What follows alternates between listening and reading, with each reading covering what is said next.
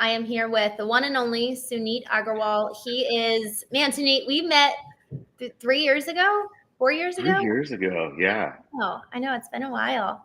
Yeah. Man, how are you? I'm so glad you're here. I'm great. Been on the road a lot and been a solo dad this week. My wife goes and takes some trips to make up for me being gone. So Good it's for been her. awesome. Yeah. Where is she right now?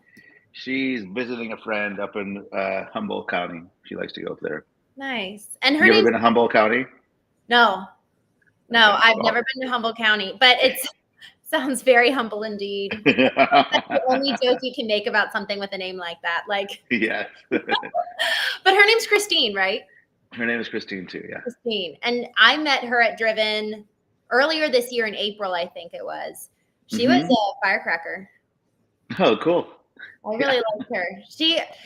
I was actually talking with Charles about this yesterday because I met his wife. And there's something about it's almost like a completion of the picture when you meet somebody's significant other, just seeing more depth to who they are, if you know what I mean. So Totally. it was a pleasure to meet her. But, Good. Suneet, I want to hear first and foremost, if you wouldn't mind just kind of sharing who you are and laying the land so that people kind of get to know you, but then kind of concluding that with what are you most proud of in your life right now? Well, okay. Well, my name is Suneet Agarwal. I'm from Northern California, and it runs thick through my veins. So if you're from Northern California, then you get it. If not, you're probably, what's that mean? He's a surfer? No. Grew up here in Northern California, was in the cannabis industry for a long time, and then got out of that and on a whim got into just being a real estate agent. And from my first day as a real estate agent, 6 years later, I ran the number one real estate company in California. I owned it, which was crazy, right? And then not what I expected. I just wanted to be able to pay my bills. So became number one in the fifth biggest economy in the friggin' world. Then that grew into a coaching business where I coached other people for growing real estate teams, and that turned into a consulting company, and that turned into different offers. So somewhere along the line, I think I became like a full-time coach and consultant and marketer, and less of a realtor.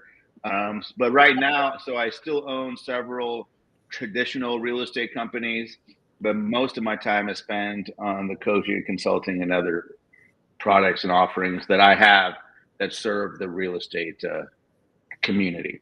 Love it. Love it. Right. What do you like out of all of that? Because obviously there's so many impressive elements there that we could pull on, but what do you really love most right now in your life? Business? Anything.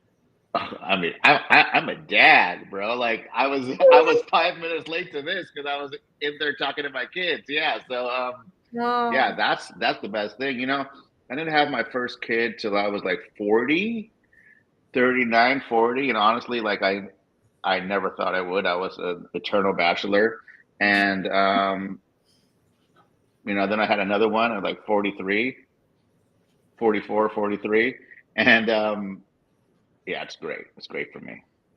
How has it changed you? I'm not a party animal. That's a big change. My life, like, look, so my daughter just brought me a cup of coffee. There she is. Oh, wait, I want to see her. Hi. Oh, how old are you? How old are you? 9. 9? Hot dog. Man, bringing dad a cup of coffee. Girl, you're on the right track. Yeah, and look at the cup. Perfect timing. Number one dad. Suneet, I think we both planned this. And what's your name? Her name is Serena. Serena. She can't hear, right? Because I have okay. All right. Yes. You can tell Serena, you are beautiful.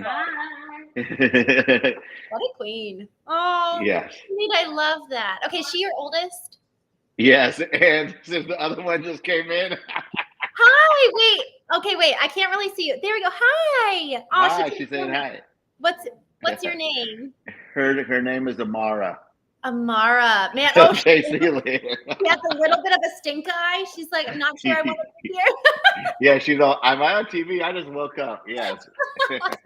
Oh, Suneet, I love that. What Amara, good timing. Was I that planned, right? that was amazing. I love.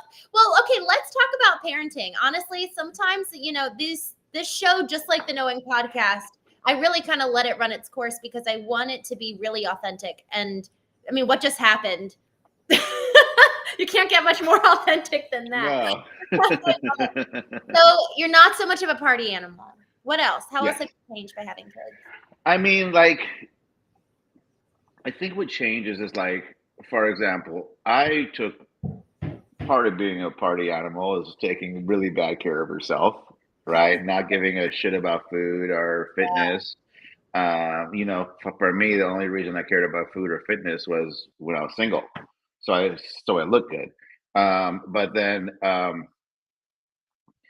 it was never about, well, I just want to live and be strong and be able to pick up my kids and longevity instead of the aesthetics only. Think about, well, longevity instead so I can be around, right? So that was a big difference for me, is the physical fitness part. And also just like, like, dude, I didn't get married till I was 39. Like, I didn't give two shits. Like, so giving a lot of shits now is a total different thing. So that's been a big part. And like, right, like, what's the goals when you're on the come up? Oh, I want a private jet or I want a Lambo. A lot of people think that. Not a lot of people in our circle necessarily, but in my old circle, that was definitely the mindset. Like, the only reason that I would ever want a private jet is so I don't have flights getting delayed every time I leave. Which, if you've been following on my social, every one of my flights gets delayed. So. I think you're the bad luck. I mean, there's now consistent. Yeah. Right. So it's like that different mindset of, I want this to flex compared to I want this to be efficient. Ultimately, so I have more time at my house. Right. So to be with the kids. When did you see that shift of almost like the desire for something switched from to flex to efficiency, or even almost like a non-ego driven desire? Was that when you started having a family, or were there other points in your There's been lots of big ego even after the kids. I think it's more maybe the last 2-3 years, as I turned 45 and got older, and like the bullshit dreams just quit mattering as much, right? Like, lots of people have really big aspirations, and the hustle culture, which I'm a big part of. I coach and I talk all the same stuff, and I work my butt off, right? Like, 12-hour days at least. The hustle culture kind of lends itself to like those big desires, like, oh, private jet, Lambo. But at some point, let me get really crystal clear and self-aware. Like, I don't need any of that. And to be honest, chasing that sounds like just being chained to the hedonic treadmill, right? Like, you're just chained to it. And now I have a real crystal clear idea of my ideal definition of success, right? So, I'm not going to share it on here. But ultimately, it's to have, like, let's really simple. And I think everybody should figure this out. And it's a part of retirement planning. If you're so inclined, is if I have X amount of dollars in a liquid account and it gets the average moderate return of interest, right? The return on investment, call it 6%, call it 5%. Could I live fat off that? Right. And I talk to a lot of people, and I will share mine too, but friends of ours, it's about 10 million bucks in liquid, and you can really do whatever the hell you want, spend as much as you want, and not have to work. Right. And that's not that far off if you're already running a successful business. It's not far off. Yeah, right. Exactly. I For mean, it's one exit, right? It's like it's not far off. mm-hmm. So with ego, I think that your point about effectively bringing kids into the world, that'll change us to not be so focused on ourselves. We literally can't afford it if we want to have a peaceful home. Ego has to Yeah, die to an extent if we want to exist in peace with those around us. 100%. Getting a partner obviously would do something similar, but not to the extent as children. What else has been really meaningful for you in terms of like almost purifying the goals, filtering out the ego so that you can really see clearly? Because from my experience, and I don't know if you've experienced this, almost like, okay, let's talk about relationship with ego. For me, I have found that ego can both be a driving force and also a blinding force where I actually can't see the truth, yet it also can really power me forward. So how do you engage with ego now today? I mean, you're number one. You've got two little girls who obviously love you, who just came in and brought you the number one dad coffee cup and Yes. you in the pajamas, like so cute. So how do you engage with ego today, given your status, how successful you are, the clarity of your goals? What does that look like for you? Dude, it's hard, right? I've been called egotistical and all this crap a lot of times in my life, and I really don't like it because I try not to. And I've been humbled, like you know the story. Like I've been humbled hard, and so I try to keep that. Like I try to be self-aware on that. But I mean, ultimately, like you know, and I just said it, is really just self-awareness. And I think even the idea of becoming self-aware happened to me as I got older, right? I try and have like practices. This week has been bad, but usually every day, this week has been interestingly bad at my morning practices. But I have a legit morning ritual, right? To where, and it's not like, sunlight and stretching and all this. It's like wake up, gratitude. Right. I have a Notion template that I use on my phone. Right away, three things of gratitude. Right away, my intentions for the day. Then I write down, I have like 10 goals across business and relationships and fitness. Um, and then it's affirmations, right? I write the same affirmations every day. And then I write the feelings I have and the words associated when Wow. I do hit my goal. Oh, I love that. We're pulling in Because some I think it's really important to visualize. And if you just write down the same thing every day, it just is a repetitive thing. So I really like that, writing down the words that go along with like the core goals, right? And the feelings.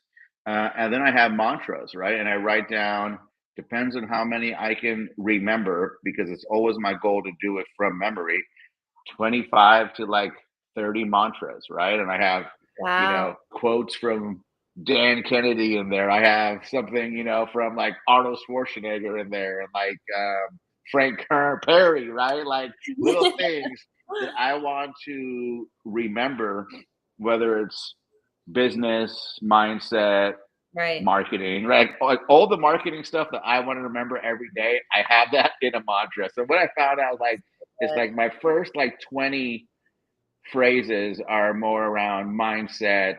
No, they're all mindset. And the last 10 or so are all about all the things I need to remember to be a better marketer. That's so good. Okay, I'm going to go through this. I wish I was taking notes right when you started, but from what I recall you saying, gratitude, what your intention is. Three new things that I'm grateful for that day. It's not, I'm so grateful for my kids. I'm so grateful for my house. I'm so grateful for my bank account. I don't know. It's like, I'm so grateful that my daughter walked in and he brought this cup as we're talking about being the number dad, right? Number one dad. Because if you think about it and make it recent, you notice as we're talking about it, we both lit up, right? Because it was something that was special. So that's the feeling I want to have first.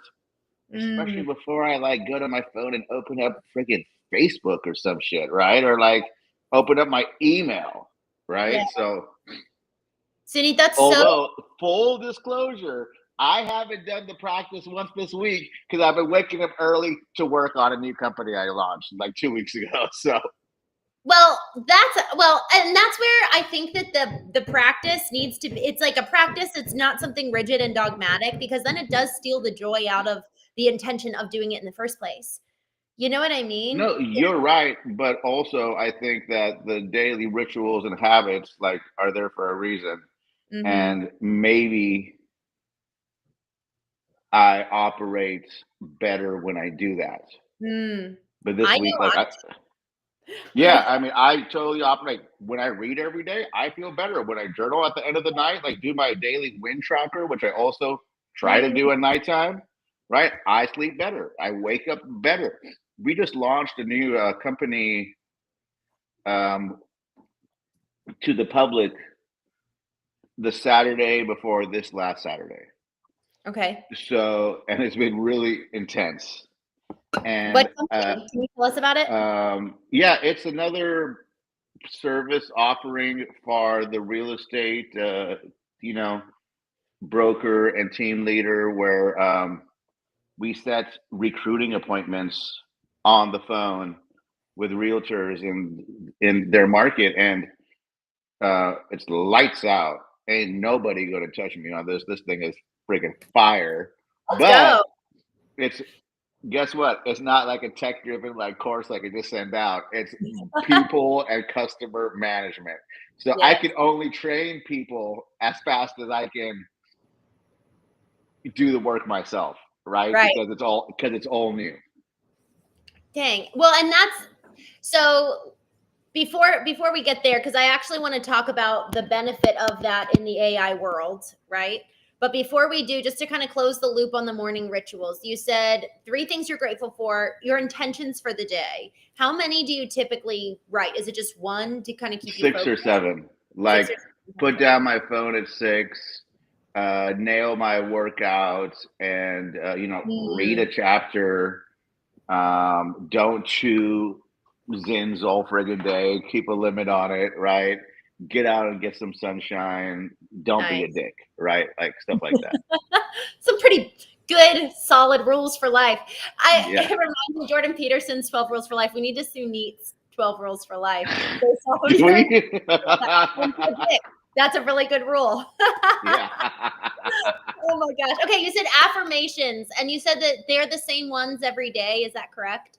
Yeah, affirmations, and is mostly too like um my first one, I'm a great father, husband, son, family member, friend, neighbor, and citizen, right? Mm, Because there's a lot of stoicism through a lot of things that I think about. Maybe because I'm a geek and I think it's cool. Maybe because I really love meditations and Marcus Aurelius and Seneca and all that stuff, right?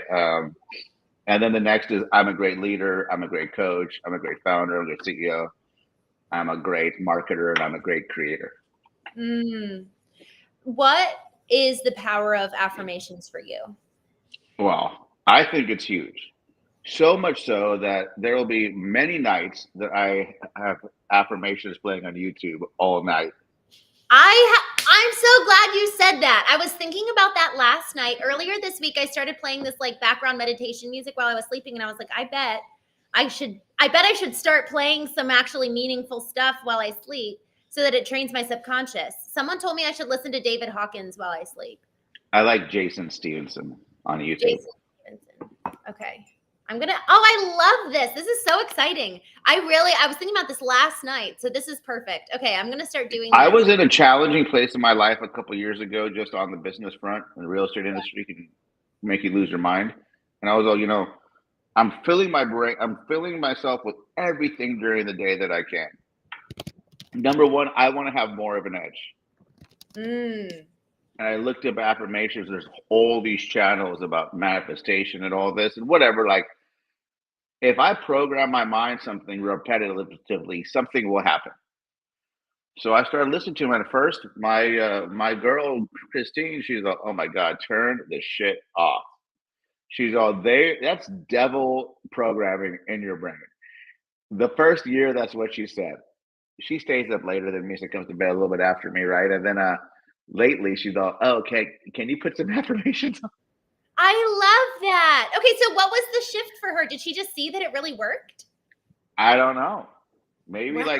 look, I think it's so important in business and in life to have an edge. Like I want to have an edge on everybody, right?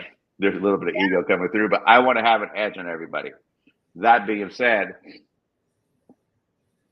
if I'm doing something that nobody else is at nighttime, right, then I'm creating that edge. I love this. Is so exciting for me. So when I was waking up at 4 a.m., I felt that same way. I felt like I was getting an edge, like I was getting up before people. And it is a competitive edge, right?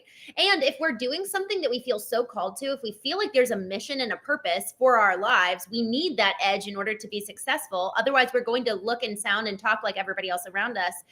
And I want to be able to be at the front with the others who are leading well, who I respect and honor. And therefore we have to intentionally curate that edge in our life by great intention. Otherwise our default and autopilot takes over. So I 100%. love the playing it throughout the night. And then you said Jason Stevenson. Yeah. I mean, I'd probably do like a 3-hour one instead of like a 6-hour one. I sleep about 6 hours a night, which is not enough. But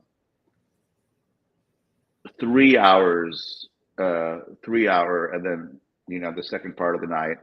Hopefully, when you're in deeper sleep, have less sound to try and get into deeper sleep. Okay, I like that 3 hours. Because honestly, like if you think about it, it's hypnosis. Yeah. I'm really excited. Chris Thompson's coming on with his partner in the next couple of weeks. Oh, is he dope? Chris is my boy. So yes, good. I've never. Okay, so have you looked into Joe Dispenza much? Hell yeah. Okay. Dope. Yeah, same shit. Like I'll listen to Joe at nighttime too. He has some. His are loud. Like he has such a strange voice. I'm sure that there's science associated with why he talks the way he talks. 100%, yeah. It is so bizarre though. It's kind of jarring, but yes, I know mostly women. I was gonna say many friends, but all of them have been women who go to many Dr. Joe stuff and they love it. They go to the place in Mexico that he does every year and they love it. Love it. Would you go, or is it? I would go, yeah. Why does he only mainly attract women though? I don't know. Maybe none of my guy friends are like woo woo enough, right? Like I don't give a shit. Like I'll go. I'm actually watching one of his courses now, and it is, if we really believe what he's saying, that we have the power to program our thoughts that change our reality. Then it's like, okay, well, what's the reality I want? Okay, what thoughts are necessary in order to absolutely. And manifestation, like part of my daily journal is manifesting how I'm going to feel. Like the book, The Friggin' Secret. Like I love that book, right? Yes. I'm listening to Bob Proctor, like, which maybe no one should listen to, but it's the same thing. Just because it's like it almost feels hokey. Right. Oh, if you want money, just dream about having the money in your bank account. Yes. But it's important, I think, to just be open-minded to these things if they interest you. And again, I want an edge. I want any edge I can have. So if it's some, crazy Dr. Joe universe stuff that gives me the edge, then I'm in, right? And if not, hey. Well, and I actually think that that's a really good example of when your ego has stepped aside, because ego might come in and judge certain things that feel uncomfortable, and ego doesn't have to be displaced. So clearly you've got your ego under your thumb and you're controlling it so that you can approach these different areas that could be an edge and even just explore it and be curious about it. I think when ego is in the driver's seat, we lack curiosity. Judgment. Oh yeah, that's totally true. And I mean, look, maybe there's people that do these same kind of practices, but are embarrassed to talk about it. I just talk about it, and everyone loves every time I do. So I love it. Well, so let's talk about that. Suneet, you're so good about posting on social. You've got the tools in place to really back you up to be posting daily. Can you talk a little bit about your journey and how building up your personal brand has coalesced with the becoming number one in the state of California with the building and growth of your business? Yeah, so I was a brand new realtor, broke as shit, on unemployment, mom paying my rent. Broke. It's a good start. Yeah.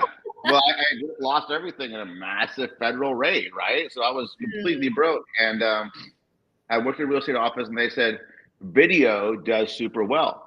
I was like, okay, well, I don't really have anything. And back then, Instagram only let you do 20-second long videos and Facebook Lives. So I just started taking pictures of every house I saw and doing quick 20-second tours of every real estate thing I did. And people started thinking I was this big successful agent because I was always posting these wonderful houses. Right. And that just kind of like became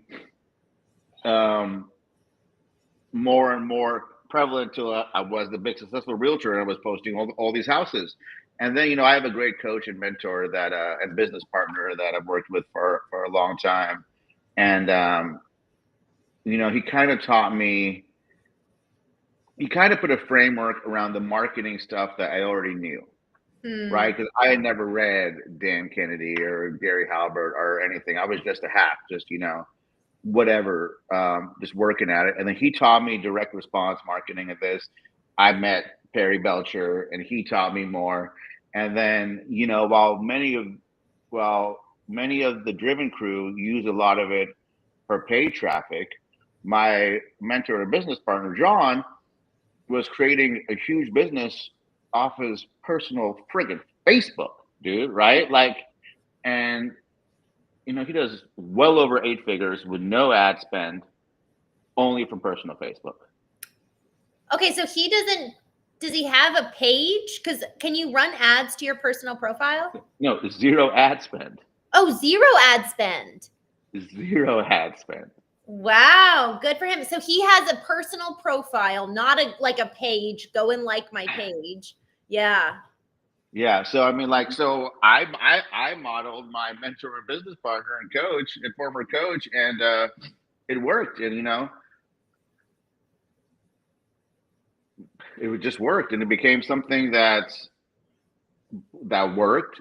I figured out processes and systems that I like that allow me to scale it. I manage all of that myself on my personal Facebook.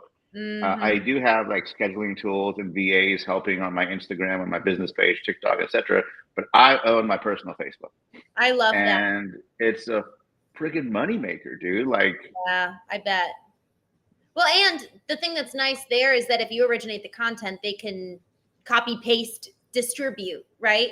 Because the distribution, I think, is really overwhelming. The thought for somebody who's starting new and like, okay, I'm told I should post. I'm told I have to invest in my personal brand. And especially talk about, with AI coming in, our personal brand and the emotional intelligence with which we bring and offer our community, that is our greatest differentiator. So with that, if we just post on one platform and then have someone to support with the totally distribution, another that's what I do is I post on Facebook. We have a backlog of other content, and we use, I think they're using either Metricool or Go High Level right now to automatically schedule. Or maybe Syllabi now. Shout out to Austin, right? He was on a different call yesterday, so I'm going to definitely use Syllabi or Syllabi. I don't know how to say it. I wasn't on that call. Austin Armstrong, is that who was? Yeah. That was good. But I mean, I think like everybody, like your organic leads, organic meaning free, are going to be the best ones. Right. Right. And if you don't know how to do it, just go follow me on Facebook and just copy me. Right. Super easy. Yeah.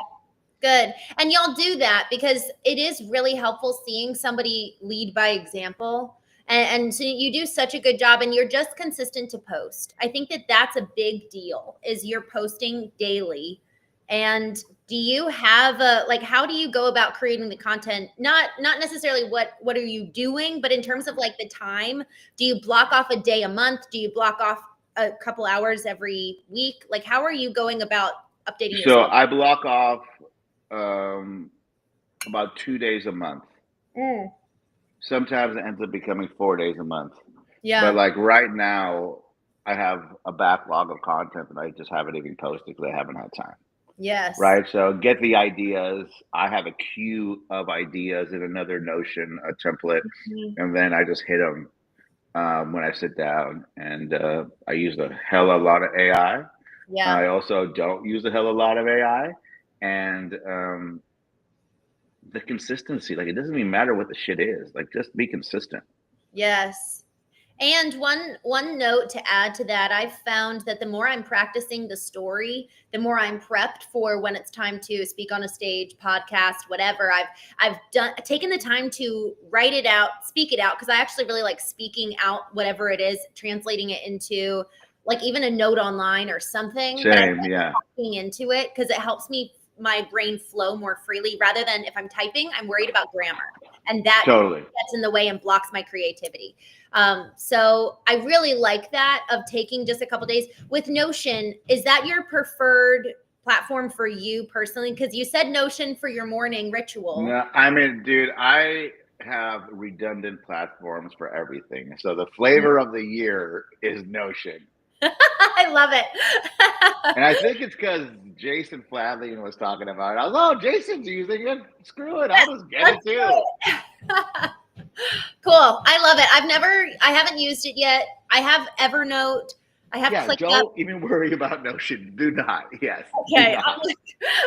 There's so many options. It's kind of a lot. There's a lot of choices.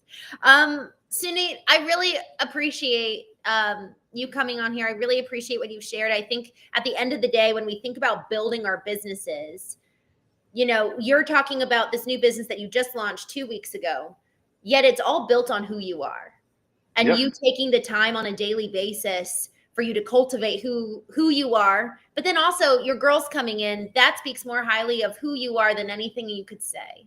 So I loved this conversation. And as we wrap up, one last question: with what you're building and this new business and really helping people with the hiring process, why are people really important to be hiring right now given the rise of AI? Well, this is real estate, right? So we're hiring in independent contractors, right? I use a lot of AI, a lot, everything. Um, you remember, I think I wrote the first chat GPT course that ever came out. And I don't know. I mean, I'm gonna hire when I need to. I think like no voice bot can hold a candle to my human callers, Mm, right? So I mean, we'll see.